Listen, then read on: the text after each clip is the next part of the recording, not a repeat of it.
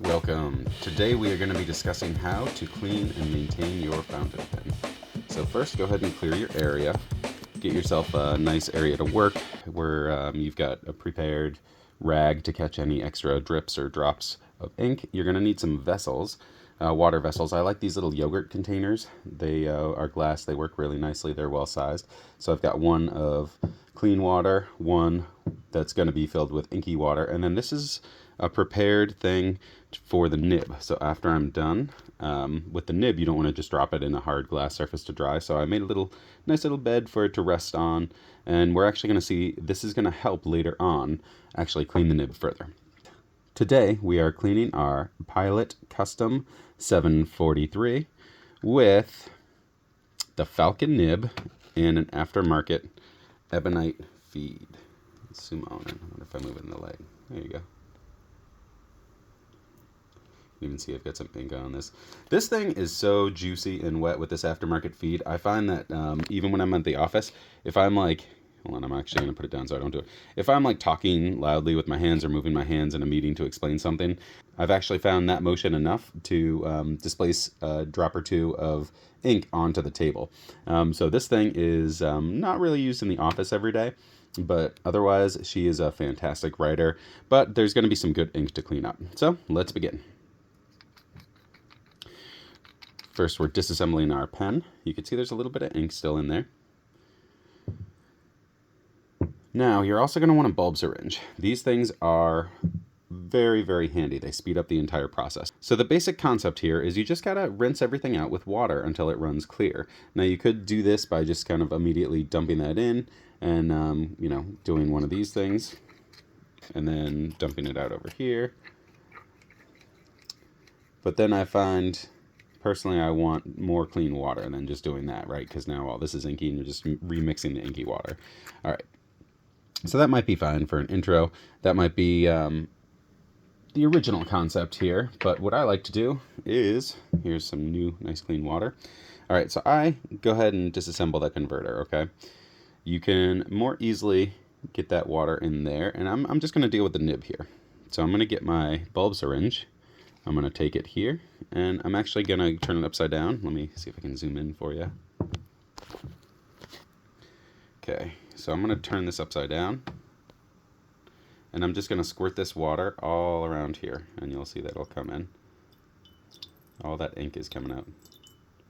The other thing I like to do is squirt up in an upwards motion, because there's usually some ink in that fill hole somewhere up there. And then we're going to take some ink, and this is why the bulb syringe is so good, because it fills up this area. Now, definitely hold your nib very tightly here, because you're putting pressure from the bulb syringe above. And what that's going to do is, if you're not holding it, it's going to shoot your nib down below and possibly damage it.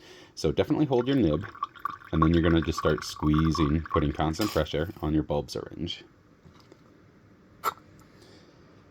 Now, you don't want to just like squirt as hard as you can. You just want to give it like a good constant flow, and then we'll go from there.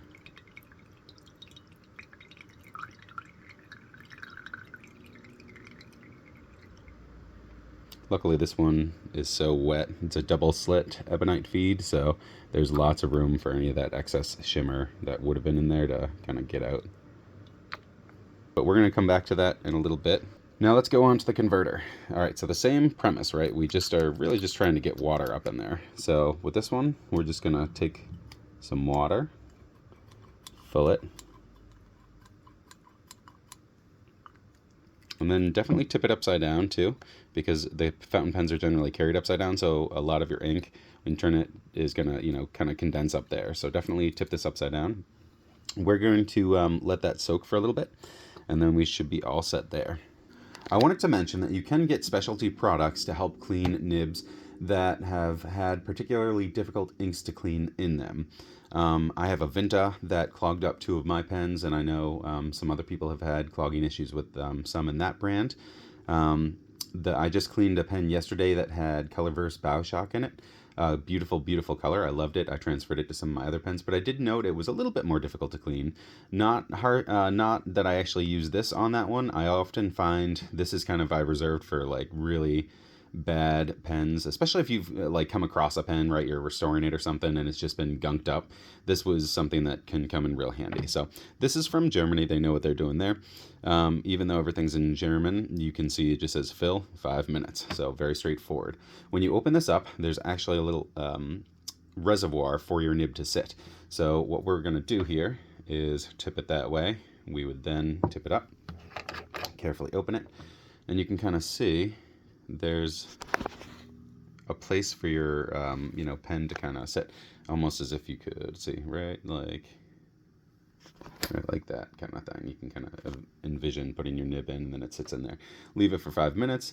What I then do after flushing the nib and cleaning the nib first is I don't want to mix this back in with the rest. So then what I would do is I would personally just like take a little paper towel or something and put it in that nib well and just soak up that used portion so it doesn't have to recycle back into the rest and mix. So they do make products, if you so desire, for really stubborn inks or pens that have been really old and kind of not taken care of and are now kind of gunky. But we're, like I said, I typically find just water and a soak is good enough. So I have only used that for 3 pens, and I'm not too keen on using it for anything right now. So, all right. I got some fresh water for us. We're going to keep going on that converter. You can always just like put it down and depress it, and that'll help. That capillary action helps soak up anything. So I'm going to get some more here.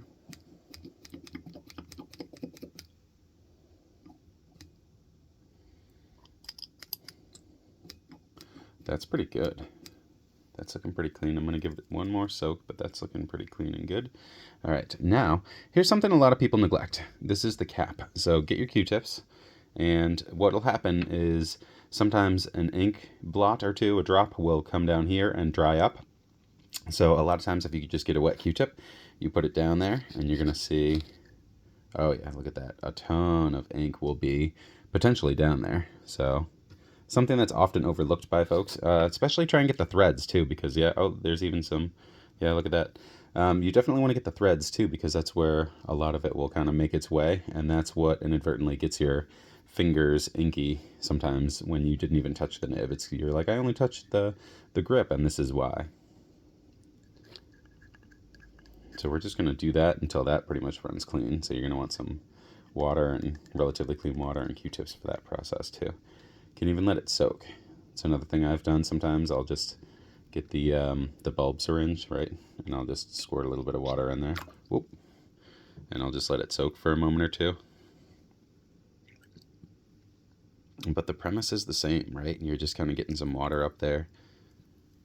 And then you want to take care of it. And just kind of get any ink or anything out. That's looking like it's running pretty clean now. Cool. So we'll put that aside to dry. Just in case, I'll go ahead and give, these threads a once over. And you can see a little bit of ink got on that, so that was worthwhile. Cool. And that's pretty good to go. All right, so the body, the cap are done. The converter is pretty much all set. We're going to leave that out to dry. Now let's check back on that nib that I said we're going to check back on. Oh, this one actually ran pretty clean. It didn't soak up much excess ink, so good for that. This is a Colorverse Hayabusa 54 purple that we're cleaning out of this pen, so that looks pretty decent. I'm happy with this. Now, most of the time, I take the time and just let the pen dry overnight.